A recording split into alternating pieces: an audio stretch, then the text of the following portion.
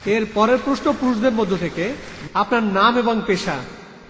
আমার নাম রাজাজি, নিউ কলেজে ফার্স্ট ইয়ারে পড়ি। আমার আর আপনার দৃষ্টিভঙ্গি একেবারে আলাদা, তাই কিন্তু আমার নিজের মতটাও আমার জানানো উচিত। আপনি বললেন কৃষ্ণের 16,000 স্ত্রী ছিল, আমরা মুসলমানরাও 4টা বিয়ে করতে পারি। এতে একথাই বলা যায় যে এই দুইটা ধর্মই একসাথে মহিলাদের অধিকার থেকে বঞ্চিত করছেন।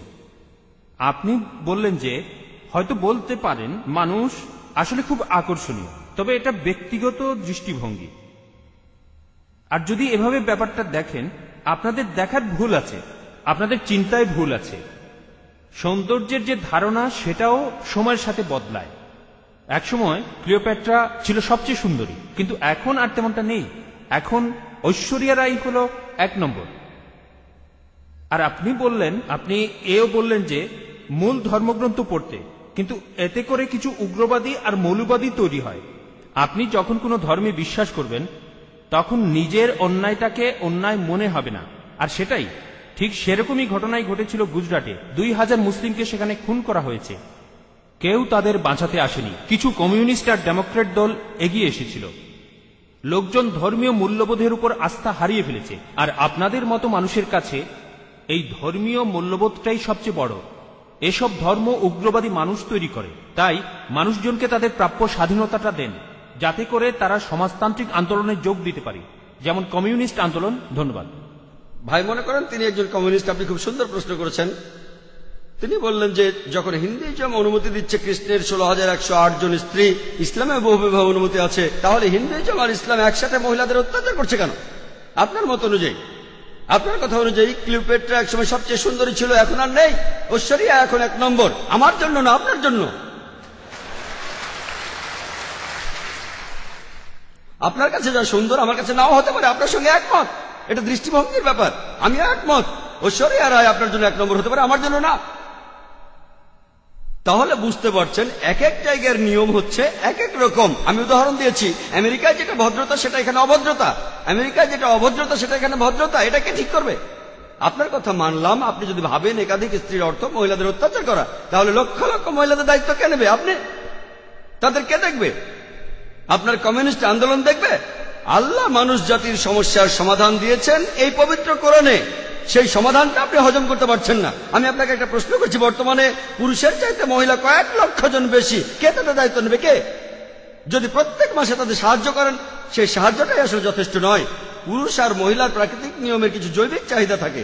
আল্লাহ কোরআনে বলছেন, সূরা রুমের 21 নম্বর আয়াতে উল্লেখ আছে, আল্লাহ তোমাদের হৃদয়ে ভালোবাসা আর দয়া সৃষ্টি করেছেন। আমি একজন ডাক্তার হিসেবে বলছি, একজন মহিলা সারা জীবন কুমারী থাকতে পারে না। এটা অসম্ভব। আপনি এখন কি করবেন? এদের কি হবে? এরা পতিত হবে। আপনার কমিউনিস্ট এদের কি করতে পারবে? এর সমাধান কি? কোনো সমাধান নেই। আল্লাহ আমাদের এই সমস্যার সমাধান দিয়েছেন, সেই সমাধানটা হজম করতে পারছেন না। তাহলে এখানে সমস্যাটা হলো সমাধান পছন্দ হচ্ছে না, আপনি সমাধান দেন।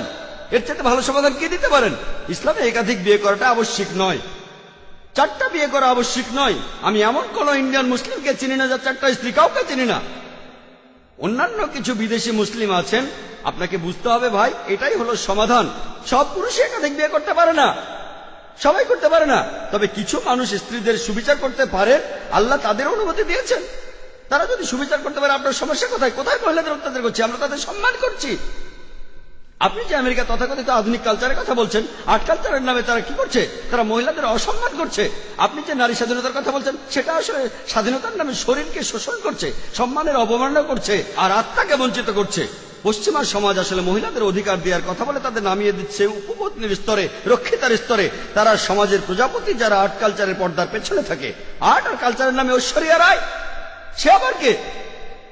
মডেলিং, তাই তো? ঠিক না? এখানে আপনাকে সঠিকভাবে চিন্তা করতে হবে। আমরা মাকে বিক্রি করতে চাই না, আমরা বোনকে বিক্রি করতে চাই না। আপনি চাইলে তা করেন। একটা অ্যাডের কথা শুনেছিলাম, আগের লেকচারে আমি বলেছিলাম, BMW। এক লোক বলছিল খুব বিখ্যাত অ্যাড, BMW নাম শুনেছেন? খুব দামি গাড়ি, মার্সিডিজ বেঞ্চের সঙ্গে কম্পিটিশন করে। সেই অ্যাডে বিকিনি পরা একটা মেয়ে গাড়ির সামনে দাঁড়িয়ে আছে। এখনই চালানো শুরু করুন। মেয়েটাকে না গাড়িটাকে? আপনারা কি করছেন? কমিউনিজমের কথা বলে, মহিলাদের অধিকারের কথা বলে আপনাদের মা বোনকে বিক্রি করছেন, আপনাদের মা বোনকে বিক্রি করছেন। আমরা মুসলিমরা এটা করতে চাই না, আমরা এটা করতে চাই না।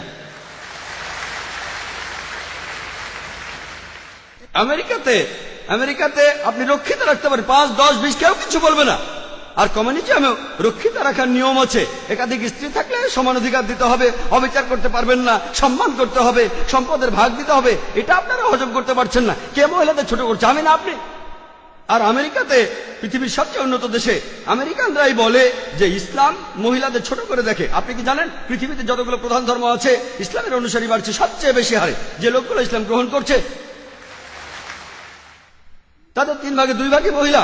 ইসলাম যদি মহিলাদের ছোট করে তাহলে আমেরিকান মহিলারা ইসলাম গ্রহণ করছে কেন? আমেরিকান পুরুষরা কেন ইসলাম গ্রহণ করছে? কে ডক্টর আবু আমিনা বিলাল ফিলিপসকে ইসলাম গ্রহণে বাধ্য করেছিল? ভাই আব্দুর রহিম গ্রিনকে কে জোর করেছিল? কে? যারা ইসলাম গ্রহণ করছে তাদের 3 ভাগের 2 ভাগই মহিলা, তারাও ইসলাম গ্রহণ করছে। কেন? ইসলাম যদি মহিলাদের ছোট করে তাহলে কেন তারা মুসলমান হচ্ছে? কারণ তারা জানে ইসলাম মহিলাদের নিরাপত্তা দেয়, মহিলাদের সম্মান দেয়। এই নিরাপত্তাটা থাকলে আপনাদের উদ্দেশ্য সফল হবে না, এদের দিয়ে আপনারা টাকা কামাতে পারবেন না। পলিটিশিয়ানরা যেমন ডিভাইড অ্যান্ড রুলের নীতি মেনে চলে, আর্ট আর কালচারের লোকেরা তেমনি মহিলাদের অধিকারের কথা বলে। বিউটি কন্টেস্ট, কসমেটিক্স বিক্রি করা হচ্ছে, তারা এভাবে কোটি কোটি ডলার কামাচ্ছে। আপনি জানেন বিউটি কন্টেস্ট কি জন্য? এই বিউটি কন্টেস্টের নামে তারা কোটি কোটি ডলার কামাচ্ছে। আর এরা যেহেতু কোটি কোটি ডলার কামাচ্ছে, অন্যান্য সব লোকজনও সেটা দেখছে। তাহলে বুঝলেন ভাই, আমরা আমাদের মা বোনদের লোকজনের সামনে সাজিয়ে দেখাতে চাই না। তাদের সম্মান করি, তাদের ভালোবাসি, তাদের শ্রদ্ধা করি। আমরা মহিলাদের ছোট করি না।